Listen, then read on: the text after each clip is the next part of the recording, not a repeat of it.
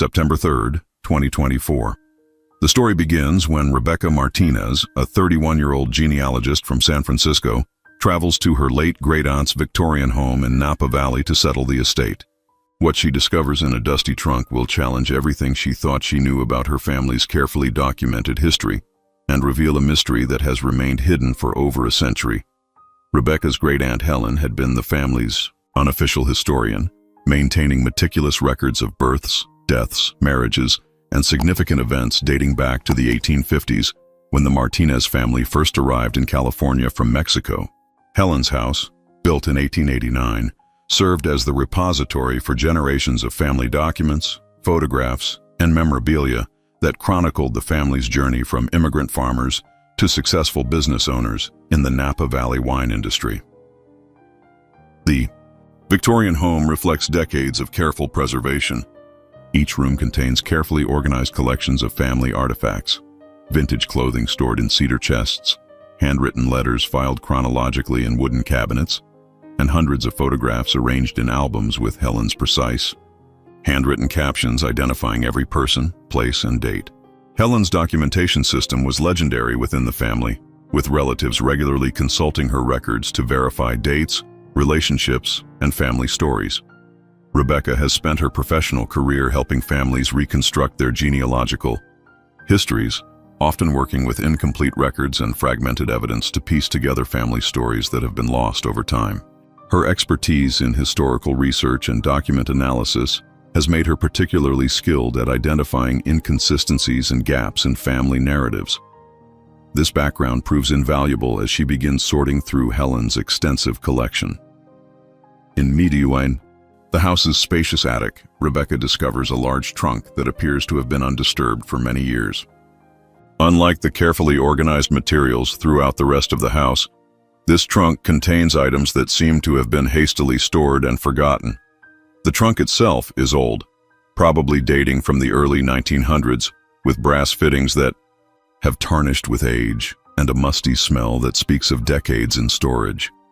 Among dusty linens and outdated household items, Rebecca finds a collection of photographs that don't appear in any of Helen's organized albums or documentation systems.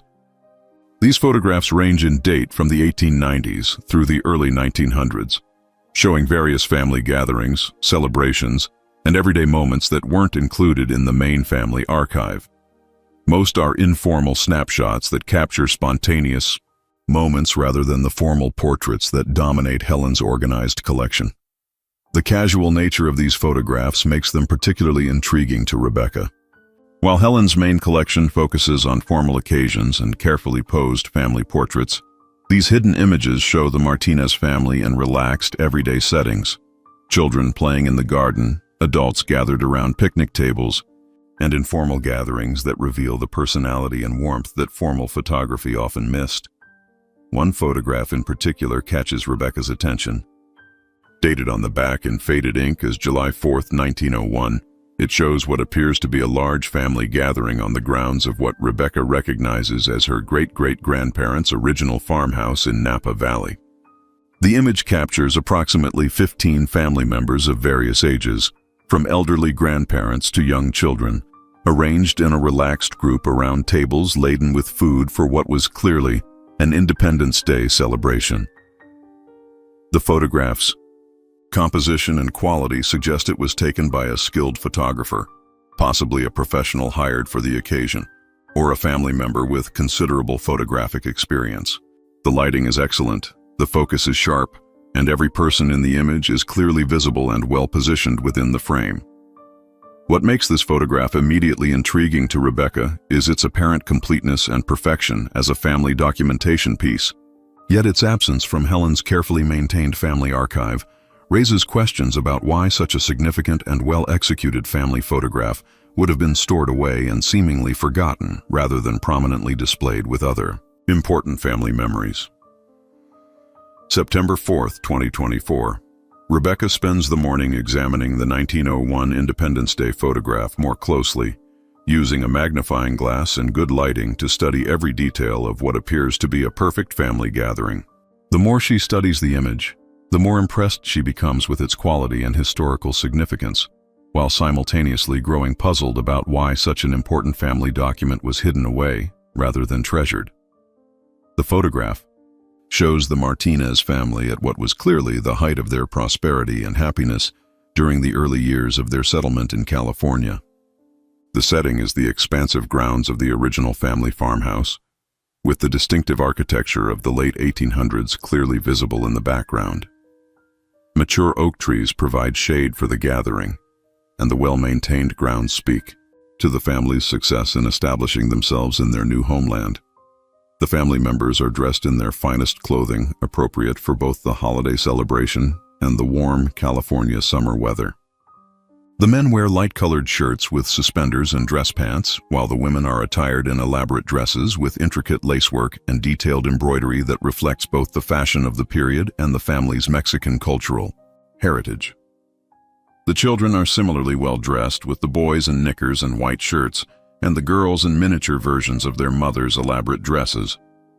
The composition of the photograph reveals careful planning and attention to detail. The family members are arranged in multiple rows, with the elderly patriarchs and matriarchs seated in chairs at the center, surrounded by the adult children and their spouses, while the youngest generation is positioned both seated on the ground, in front and standing among the adults.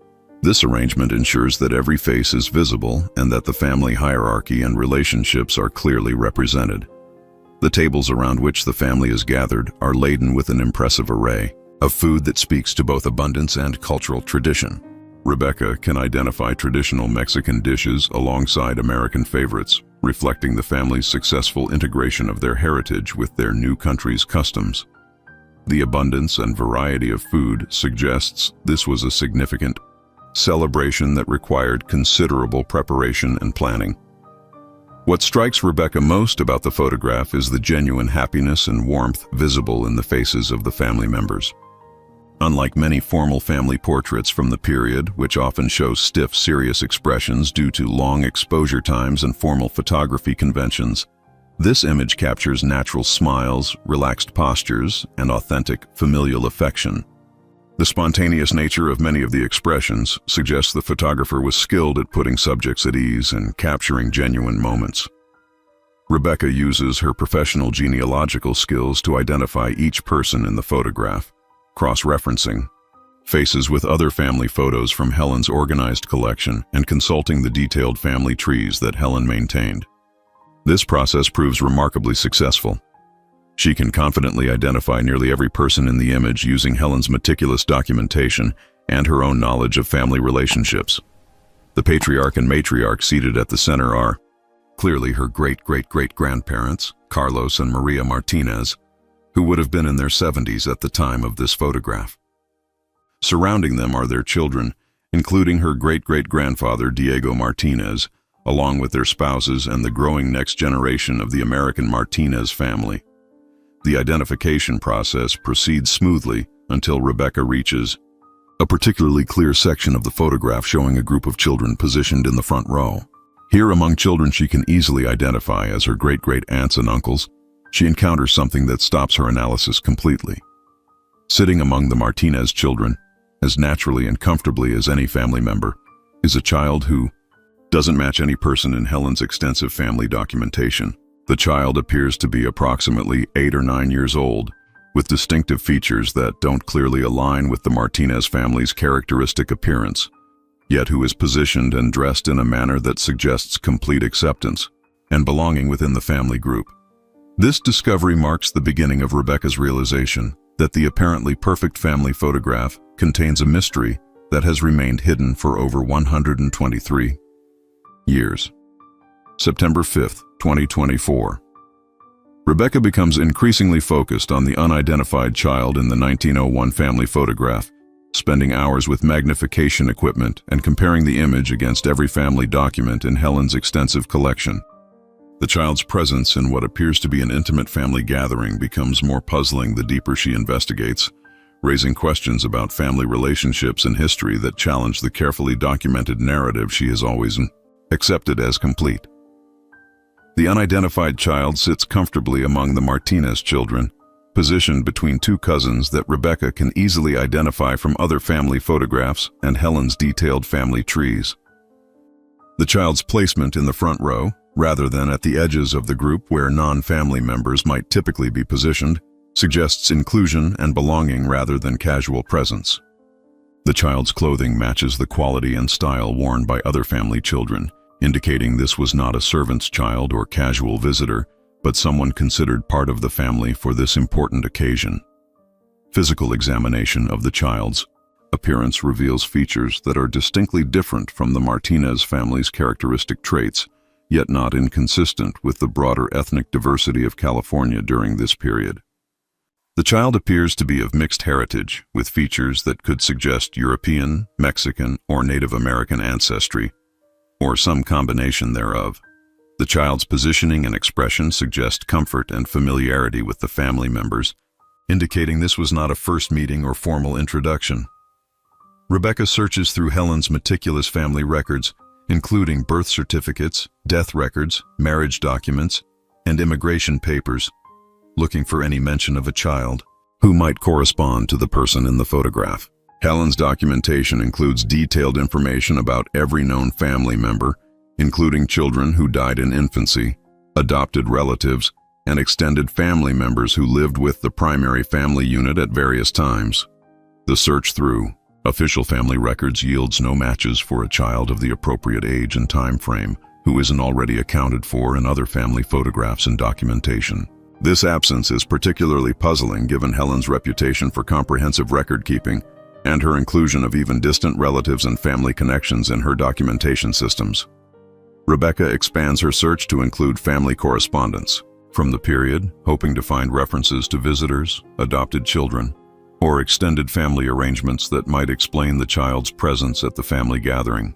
Helen's collection includes hundreds of letters exchanged between family members during the early 1900s, many of which discuss family news, visitors, and changes in household composition. The letter collection reveals normal family communications about births, deaths, marriages, business matters, and social events, but contains no references to an additional child living with or regularly visiting the family during 1901. The absence of any written mention of such a child is particularly significant given the detailed nature of family correspondence from this period, where even minor family events and temporary living arrangements were typically discussed extensively. Rebecca considers several possible explanations for the child's presence in the photograph while being absent from family records. The child could have been a neighbor's child who happened to be present during the photography session, though this seems unlikely given the intimate family nature of the gathering and the child's prominent positioning. The child might have been a servant's child, though the quality of clothing and central positioning argue against this explanation. Another possibility is that the child was a family member whose presence was later deliberately obscured or forgotten due to circumstances that the family preferred not to document. This could include adoption situations, illegitimate births, or family conflicts that resulted in the child's removal from family records and memory. Rebecca also considers the possibility that the child might have died shortly after this photograph was taken, which could explain the absence from later family documentation while accounting for the child's apparent integration into the family group at the time of the 1901 gathering. However, Helen's records include detailed information about family members who died young, making this explanation seem less likely. The technical quality of the photograph itself raises additional questions. The clarity and detail with which the child is captured suggests this was not an accidental inclusion of someone who happened to be present during the photography session. The photographer clearly intended to include this child as part of the family group, taking care to ensure proper positioning and lighting. As Rebecca continues her investigation, she realizes that identifying this unknown child may require expanding her research beyond Helen's carefully maintained family archive to include broader historical records, community documentation, and possibly the memories of older family members who might possess information that was never formally recorded. September 7, 2024. Rebecca travels to the Napa County Historical Society and local archives, hoping to find community records that might shed light on the unknown child's identity and connection to her family. Her investigation expands beyond the Martinez family documentation to examine school records, census data, and community newspapers from the early 1900s that might contain references to children living with or connected to her family during that period. The Napa County Historical Society maintains extensive records of the area's early settlers, including immigration documents, property records, and community event documentation that provides context for family histories during California's rapid development period. Rebecca meets with Dr. Patricia Chen, the Society's chief archivist, who has spent decades researching the histories of the area's founding families and their interconnections. Dr. Chen immediately recognizes the Martinez name and provides access to comprehensive files documenting the family's arrival and establishment in the Napa Valley. These records confirm much of what Rebecca already knew from Helen's family documentation: the Martinez family's immigration from Mexico in the 1850s, their successful establishment of farming operations, and their gradual integration into the broader community of early California settlers. However, the community records reveal additional details about the Martinez family's living arrangements and household composition that weren't fully documented in Helen's family papers. Census records from 1900 and 1910 show occasional variations in the number of children and household members that suggest the family may have regularly taken in relatives, foster children, or children of friends and neighbors during times of need or transition. The 1900 federal census, taken just 1 year before the mysterious family photograph, lists the Martinez household as including several individuals who aren't identified in Helen's family trees. Among these are 2 children whose relationship to the family head is listed as ward rather than son or daughter, indicating some form of guardianship or foster arrangement that may not have been formally documented in family papers. Rebecca discovers that informal adoption and child-rearing arrangements were extremely common in early California communities, where extended family networks, economic hardships, and high mortality rates often resulted in children being raised by relatives or family friends without formal legal documentation. These arrangements were typically handled through community understanding and verbal agreements rather than official paperwork. Local school records from the Napa Valley area provide another avenue for investigation. The one-room schoolhouse that served the Martinez family's district maintained attendance records that included children from various families and living arrangements. Rebecca finds enrollment records for several Martinez children during the 1900-1902 period, along with notation of other children who attended school while living with local families on temporary or permanent basis. Among the school records, Rebecca discovers an entry for a child identified as Thomas Martinez, who attended classes during the 1901-1902 school year, but doesn't appear in later enrollment records. The timing corresponds exactly with the family photograph, and the use of the Martinez surname suggests the child was living with the family and being treated as a family member for school purposes.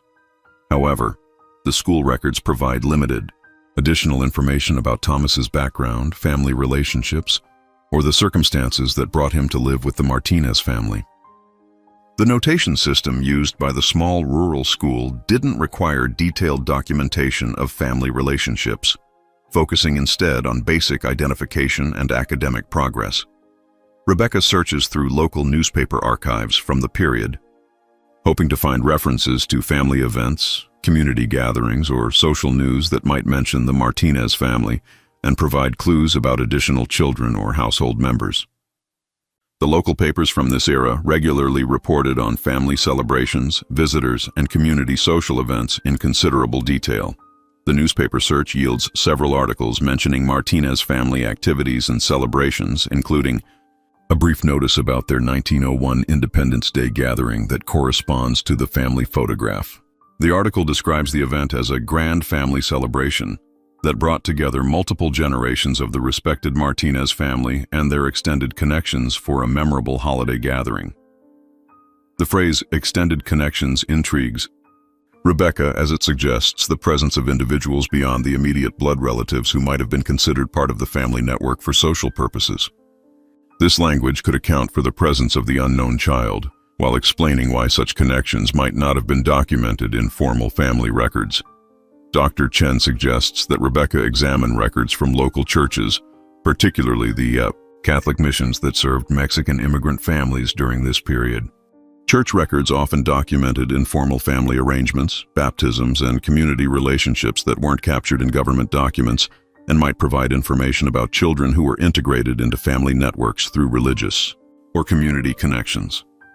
As Rebecca's investigation expands into community records, she begins to understand that the Martinez family existed within a complex network of relationships that extended beyond blood relatives to include community connections, business relationships, and informal family arrangements that provided support and stability during the challenging early years of California settlement.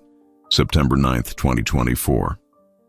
Rebecca visits St. Helena Catholic Church, the mission parish that served the Martinez family and other Mexican immigrants in the Napa Valley during the early 1900s. The church's archives contain baptismal records, communion registers, and community documentation that often captured family relationships and living arrangements that weren't recorded in government documents, potentially holding the key to identifying the mysterious child from the 1901 photograph. Father Miguel Rodriguez, the current parish historian, guides Rebecca through the church's extensive archives, which date back to the 1850s when the parish was first established to serve the growing Mexican immigrant community. The church records were maintained in both Spanish and English, providing detailed documentation of births, deaths, marriages, and community events that affected parishioners' lives.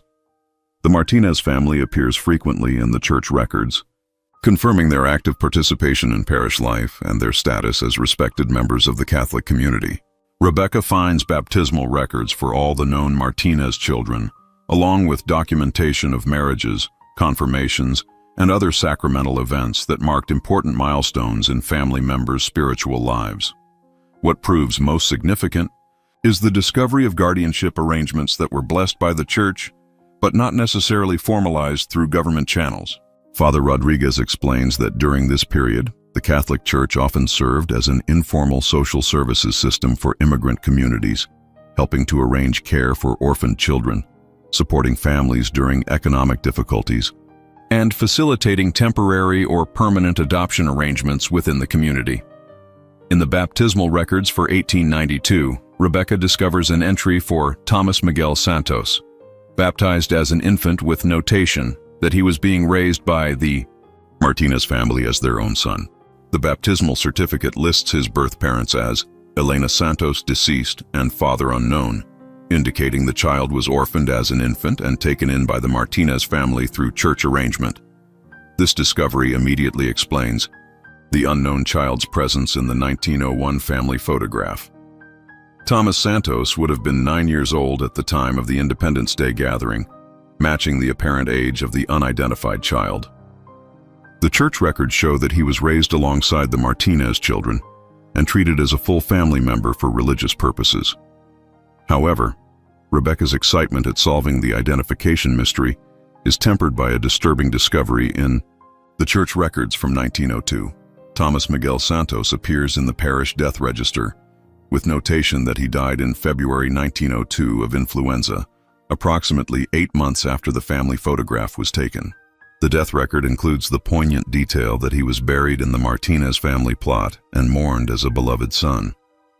Father Rodriguez provides additional context about the high child mortality rates during this period and the devastating impact of epidemic diseases on immigrant communities. The influenza outbreak of 1901-1902 affected many families in the Napa Valley, and the church records document numerous child deaths during this period. The death record helps explain why Thomas disappeared from Helen's family documentation and why the 1901 photograph was stored away rather than prominently displayed with other family memories.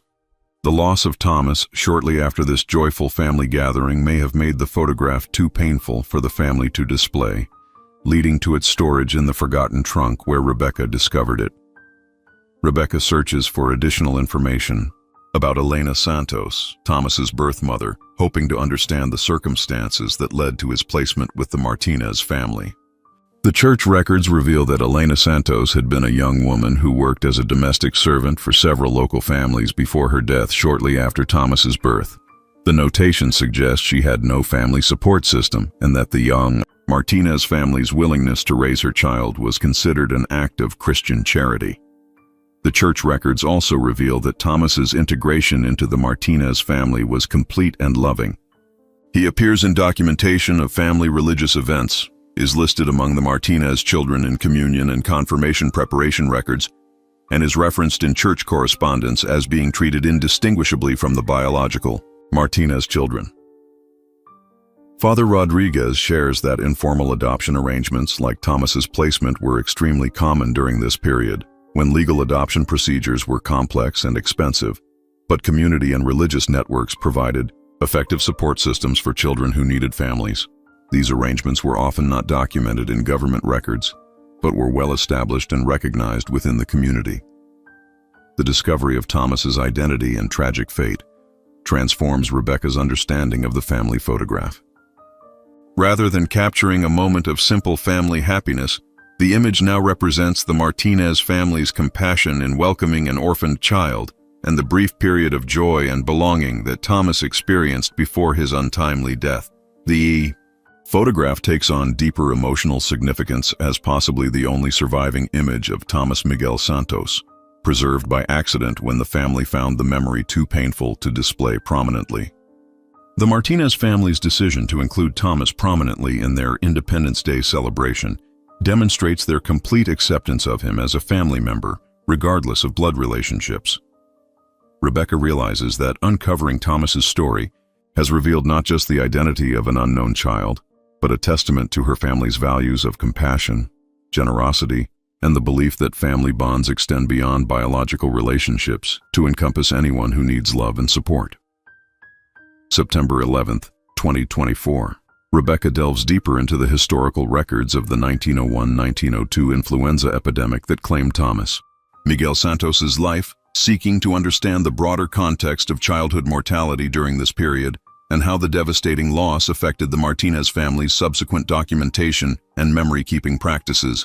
At the Napa County Health Department's Historical Archives, Rebecca meets with Dr. Sarah Johnson, a public health historian who has extensively researched disease outbreaks in early California immigrant communities.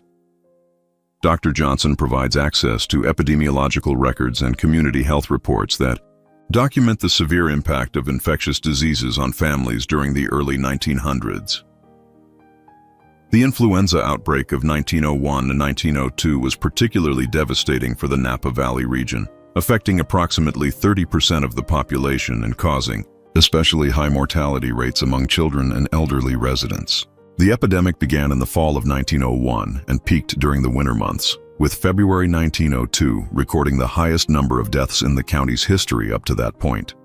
Dr. Johnson explains that immigrant communities were disproportionately affected by the epidemic due to crowded living conditions, limited access to medical care, and the physical demands of agricultural work that prevented proper rest and recovery. Mexican immigrant families, despite their strong community networks and traditional healing practices, lost many children during this period. The county health records show that the Martinez family was severely affected by the epidemic, losing not only Thomas but also 2 elderly relatives and experiencing serious illness among several other family members. The concentrated impact on a single family explains why the period following the 1901 family photograph was marked by grief and disruption that may have influenced the family's record-keeping and memory preservation practices. Rebecca discovers that families who experienced significant losses during epidemic periods often developed different approaches to preserving memories and family documentation. Some families became more meticulous about recording every detail of their loved ones' lives, while others found certain memories too painful to preserve prominently, leading to the storage or concealment of photographs and documents associated with lost family members. The psychological impact of losing multiple family members in a short period often resulted in what Dr. Johnson describes as protective forgetting, where families consciously or unconsciously minimize discussion and documentation of lost loved ones as a coping mechanism. This pattern helps explain why Thomas's memory may have been preserved in church records and legal documents, but not prominently featured in family photographs and stories passed down through generations. Rebecca examines additional community records from the epidemic period, finding evidence that the Martinez family was deeply involved in community mutual aid efforts during the crisis. Local newspaper accounts describe Carlos Martinez organizing food distribution for affected families and Maria Martinez helping to care for orphaned children whose parents died during the outbreak. The family's community service during the epidemic adds another layer to their decision to raise Thomas Miguel Santos. Rather than being an isolated act of charity, taking in the orphaned child appears to have been consistent with the Martinez family's broader pattern of community support and their belief in collective responsibility for vulnerable community members. School records from the period following the epidemic show significant disruptions in enrollment and attendance as families dealt with illness, death, and economic hardship. The one-room schoolhouse that Thomas had attended was closed for several weeks during the peak of the outbreak, and many children never returned to classes after losing parents or being forced to work to support their families. Rebecca finds a letter written by Diego Martinez, her great-great-grandfather, to relatives in Mexico in March 1902, shortly after Thomas's death. The letter, written in Spanish and preserved in Helen's collection, provides the only direct family account of Thomas's final illness and the family's grief at losing him. Perdimos a nuestro querido Tomás, Diego wrote. Era nuestro hijo en 1900, todo excepto en sangre. Y su muerte nos ha roto el corazón como si fuera nuestro propio hijo. Murió rodeado de amor, llamándonos mamá y papá hasta el final. We lost our dear Thomas. He was our son in everything except blood, and his death has broken our hearts as if he were our own son. He died surrounded by love, calling us mama and papa until the end. This letter confirms Thomas's complete integration into the Martinez family and the profound grief his death caused. The emotional impact described by Diego helps explain why the family may have found the 1901 photograph too painful to display prominently, despite its quality and historical significance. The letter also reveals that Thomas was buried wearing a small silver cross that had belonged to Diego's own father, symbolizing his complete acceptance as a Martinez family member. The cross was inscribed with Tomás Martínez, hijo querido, beloved son, indicating that the family chose to honor him with their surname, despite the lack of formal adoption papers. Rebecca's investigation into the epidemic period transforms her understanding of the family photograph from a simple documentation of a holiday celebration into a precious record of a brief moment of happiness and family completeness before tragedy struck the Martinez household. September 13th, 2024.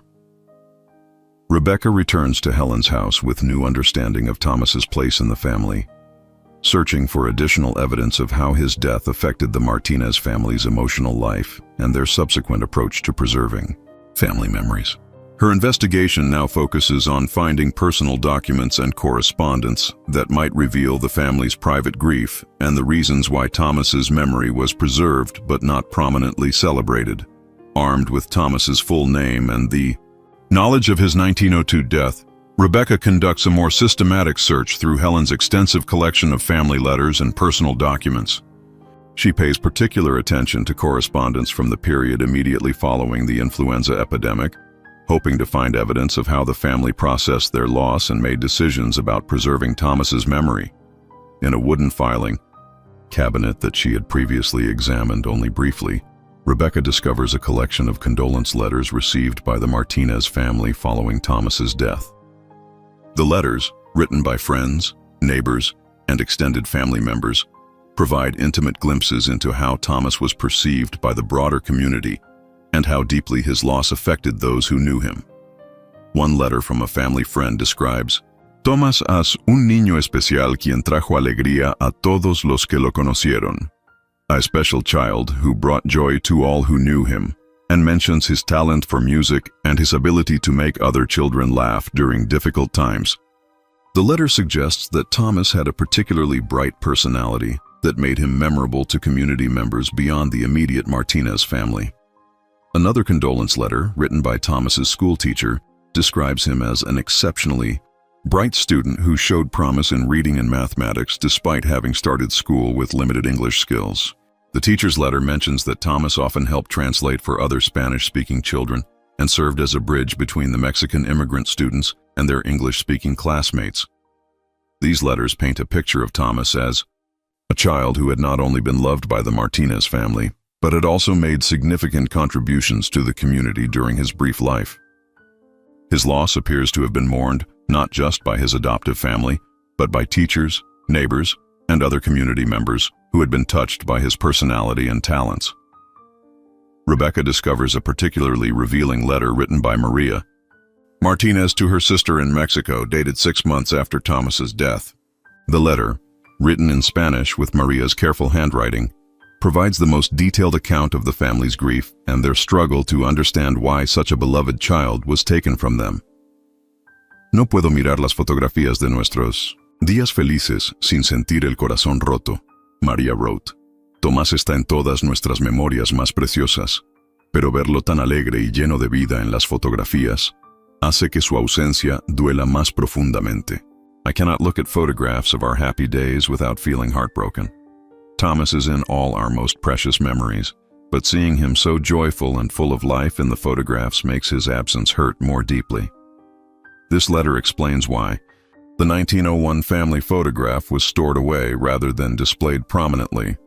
The image of Thomas's happiness and integration into the family made his subsequent loss too painful for regular viewing. The letter reveals that the family possessed several photographs that included Thomas, but that they found looking at them emotionally overwhelming in the immediate aftermath of his death.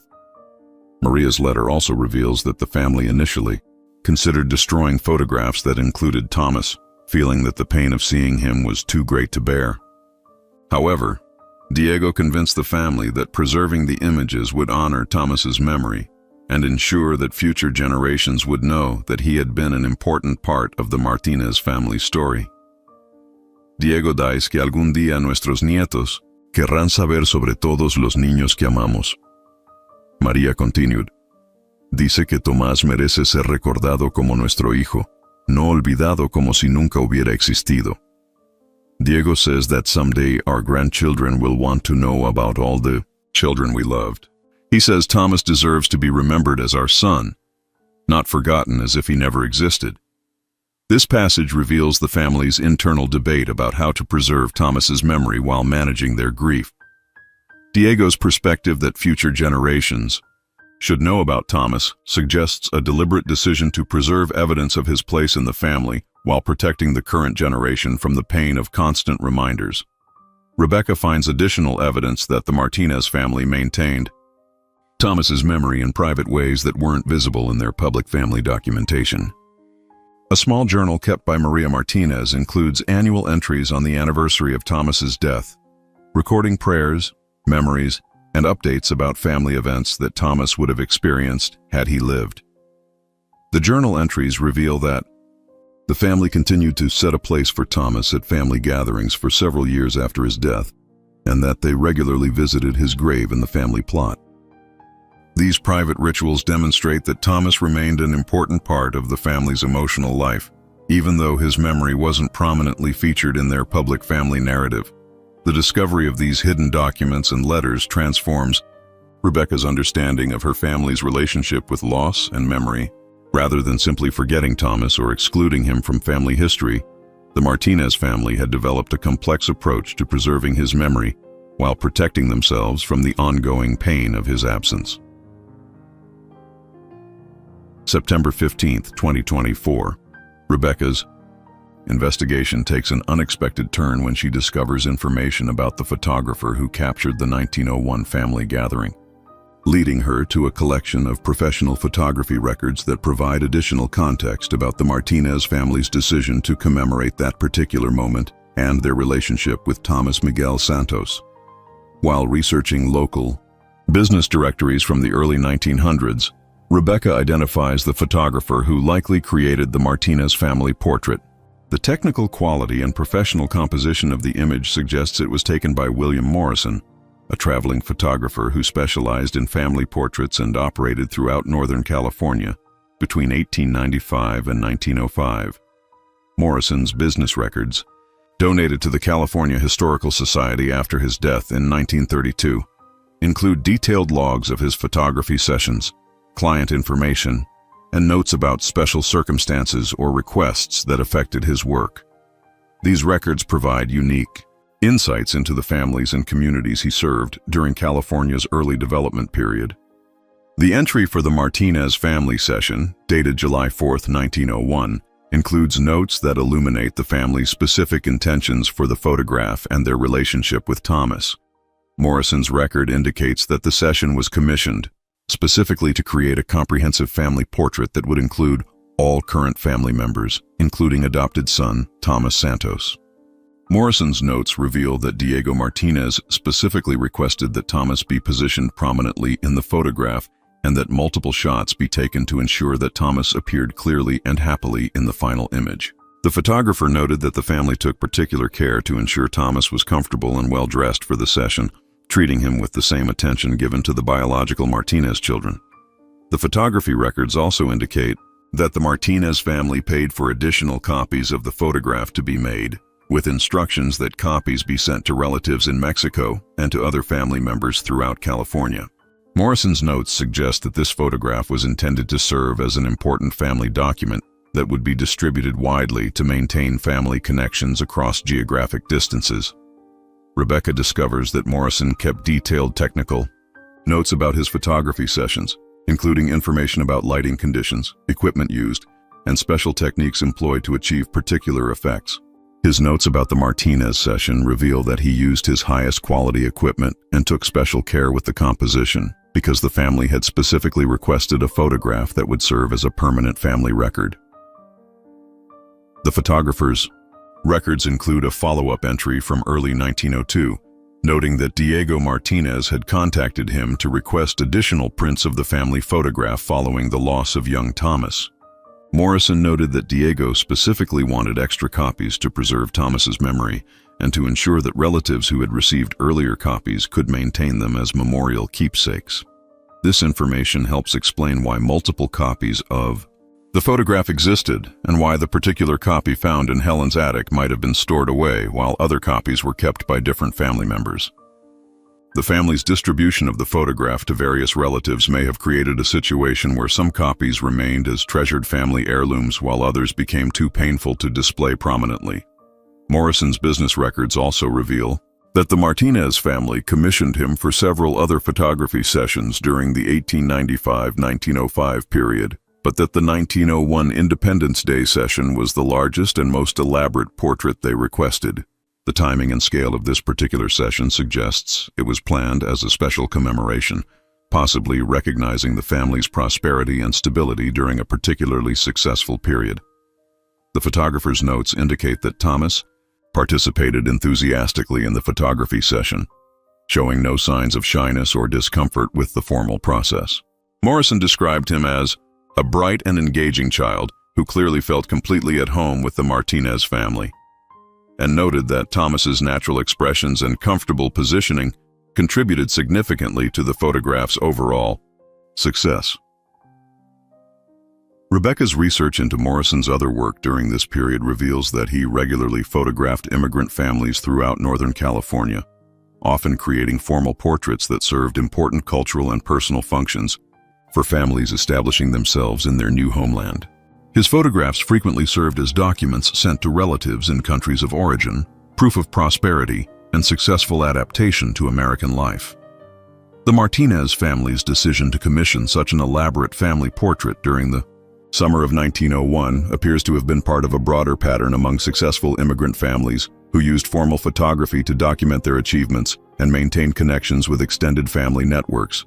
The inclusion of Thomas in this important family documentation demonstrates the completeness of his integration into the Martinez family identity. Morrison's records provide the final piece of evidence that Thomas Miguel Santos was not simply a temporary ward or foster child, but a fully integrated family member whose place in the Martinez family was considered permanent and important enough to document in their most formal family portrait. September 17, 2024. Rebecca contacts surviving elderly relatives, hoping to find family members who might possess memories or stories about Thomas Miguel Santos that weren't preserved in Helen's documentation. Her investigation has revealed that Thomas was indeed a beloved family member whose memory was preserved privately but not shared with later generations, and she hopes to understand how this protective silence affected the family's collective memory. Rebecca reaches out to her great-uncle Roberto Martinez, now 91 years old, and living in a retirement community in Sacramento. Roberto is the youngest son of Diego Martinez and would have been born in 1933, 31 years after Thomas's death, but he represents the generation closest to the family members who actually knew Thomas personally. During their phone conversation, Roberto immediately recognizes Thomas's name when Rebecca mentions her discovery. "Ah, Tomas," he says with evident emotion in his voice. "I wondered when someone would finally ask about him. My father talked about him sometimes when I was young, but always with such sadness that we learned not to bring up his name." Roberto explains that Thomas's memory was indeed preserved within the family, but in a very private way that wasn't shared with outsiders, or even discussed openly among family members. Diego Martinez had continued to speak about Thomas throughout his life, but only during quiet family moments and never in the context of formal family history discussions. "My father would say that Thomas was the brightest of all his children, and that losing him taught him that love doesn't require blood," Roberto recalls. "He used to tell me that Thomas had a gift for making people laugh and for helping others feel welcome. But these conversations always made him cry, so we learned not to ask questions." Roberto reveals that the family had maintained a tradition of visiting Thomas's grave every year on the anniversary of his death, but that this tradition gradually faded as the original family members aged and died. The younger generations were never told about the significance of these visits or about Thomas's place in the family history. This information helps Rebecca understand how Thomas's memory survived privately within the family while being omitted from the formal family documentation that Helen maintained. The emotional difficulty of discussing Thomas's life and death created a pattern of protective silence that eventually resulted in his story being lost to subsequent generations. Rebecca learns that Roberto possesses several items that belonged to Thomas, including a wooden toy horse that had been carved by Diego Martinez specifically for Thomas's 8th birthday, just months before his death. Roberto had kept these items without fully understanding their significance, preserving them as family heirlooms that his father had insisted were important but never fully explained. During a visit to Sacramento, Rebecca meets with Roberto and examines the items he has preserved. The wooden horse shows evidence of considerable use and care, with smooth surfaces that suggest it was a beloved toy. The craftsmanship reflects Diego Martinez's skill as a carpenter and his love for the child who would receive it. Roberto also possesses a small photograph that Rebecca hasn't seen before, an informal snapshot of Thomas playing with other Martinez children in the family's garden.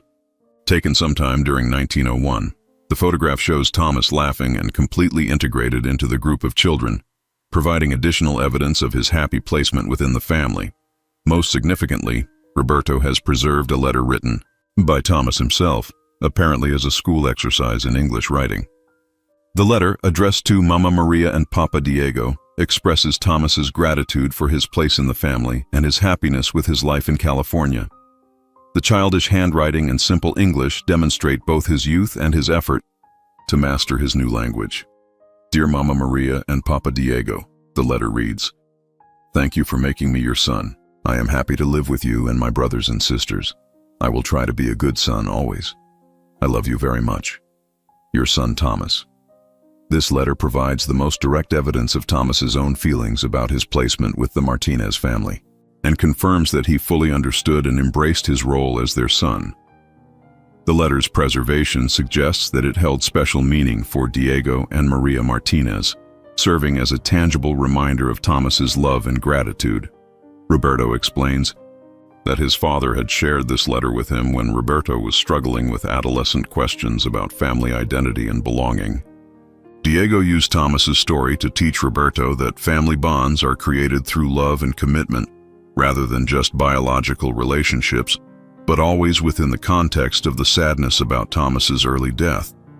The discovery of these preserved items and Roberto's memories helps Rebecca understand that Thomas's exclusion from Helen's formal family documentation wasn't due to shame or rejection, but rather because his memory was too emotionally charged for the family to discuss openly. The protective silence that developed around his story was meant to honor his memory while shielding the family from ongoing grief. Rebecca realizes that her investigation has not just solved the mystery of the unknown child in the photograph, but has also recovered an important family story that had been preserved privately but lost to public family memory. Thomas Miguel Santos emerges as a beloved family member whose brief life had a lasting impact on the Martinez family's understanding of love, loss, and the meaning of family relationships. September 20th, 2024. Rebecca returns to her great-aunt Helen's house with a complete understanding of Thomas Miguel Santos's place in the Martinez family history and a determination to restore his memory to its rightful place in the family's collective narrative. Her investigation has revealed not just the identity of the unknown child in the 1901 photograph, but also a profound story about family love, loss, and the complex ways that grief can both preserve and conceal memory. The dining room table in Helen's Victorian home is now covered with evidence from Rebecca's investigation: the original 1901 family photograph, church baptismal and death records, letters revealing the family's grief, the photographer's business records, and the precious items preserved by Roberto Martinez. Together, these materials tell the complete story of Thomas's 9 years of life and his lasting impact on the Martinez family. Rebecca carefully examines the family photograph one final time, now seeing Thomas not as a mysterious, unknown child, but as Thomas Miguel Santos, beloved adopted son who brought joy and laughter to the Martinez family during his brief life. His prominent position in the photograph, surrounded by siblings and cousins who clearly accepted him completely, represents not just a moment of family happiness, but a testament to the Martinez family's capacity for love and inclusion. The investigation has revealed that Thomas's story represents far more than just a case of informal adoption during California's early settlement period. His integration into the Martinez family demonstrates the values and character that define the family's approach to community responsibility and their understanding that family bonds are created through love and commitment rather than biological relationships alone. Rebecca decides to create a comprehensive family history document that restores Thomas to his proper place in the Martinez family narrative. Working with the evidence she has gathered, she prepares a detailed account of Thomas's life, his placement with the family, his happy integration into their household, and the profound grief his death caused among family members who loved him as their own son. The document includes copies of all relevant records: the church baptismal certificate identifying him as an orphaned infant raised by the Martinez family, the school enrollment records showing his academic progress, the photographer's notes about his comfortable participation in the family portrait session, and the death certificate confirming his burial in the Martinez family plot with full recognition as a beloved son. Most importantly, Rebecca includes transcriptions and translations of the personal letters and documents that reveal the family's private grief and their deliberate decision to preserve Thomas's memory while protecting themselves from the ongoing pain of his loss. These materials demonstrate that Thomas was never forgotten or rejected, but rather remembered with such intensity that discussing his story became too emotionally difficult for family members to share openly. Rebecca contacts other Martinez family descendants, sharing Thomas's story and explaining how his memory had been preserved privately, but lost to the family's public narrative. The response from family members is overwhelmingly positive, with many expressing gratitude for learning about this previously unknown family member and appreciation for understanding more about their ancestors' capacity for love and inclusion. Several family members contribute additional pieces to Thomas's story. A cousin in Los Angeles possesses a copy of the 1901 family photograph that had been passed down through her branch of the family, confirming that the image was indeed distributed widely as a family document. Another relative in Mexico has preserved letters from Diego Martinez that mention Thomas's academic achievements and his talent for music. Rebecca arranges for Thomas's grave in the Martinez family plot to be properly marked with a permanent headstone that identifies him as Thomas Miguel Santos Martinez, beloved son, 1892-1902. The headstone inscription, approved by family consensus, acknowledges both his birth name and his place in the Martinez family, ensuring that his memory will be preserved for future generations who visit the family burial site. The 1901 family photograph is professionally restored and framed, with a detailed caption identifying each family member, including Thomas Miguel Santos. Rebecca arranges for copies to be distributed to interested family members, along with the documentation explaining Thomas's story and his significance to the family's history. Rebecca's investigation concludes with a family gathering in Napa Valley, where relatives from across California come together to honor Thomas's memory and to celebrate the recovery of his story. The gathering takes place on July 4, 2024, exactly 123 years after the original family photograph was taken, creating a symbolic connection between past and present family celebrations. During the gathering, family members share the 1901 photograph and discuss the story that Rebecca's investigation has uncovered. Many relatives express amazement that such an important family story had been lost to their collective memory, and gratitude that Rebecca's genealogical skills and persistence had recovered Thomas's place in their family history. The family decides to establish a tradition of remembering Thomas during annual family gatherings, ensuring that future generations will know about the orphaned child who became a beloved Martinez family member and whose brief life taught important lessons about the meaning of family love and inclusion. Rebecca's investigation transforms the mysterious 1901 family photograph from a puzzling image containing an unknown child into a precious family document that captures a moment of complete family happiness and demonstrates the Martinez family's most admirable values. Thomas Miguel Santos, the child no one remembered, has been restored to his rightful place as a beloved family member whose memory deserves to be preserved and celebrated alongside all other Martinez family ancestors. The story concludes with Thomas's memory fully integrated into the family's contemporary narrative, ensuring that his brief but significant life will be remembered by future generations who will understand that family love extends beyond biological relationships to encompass all children who need acceptance, care, and belonging.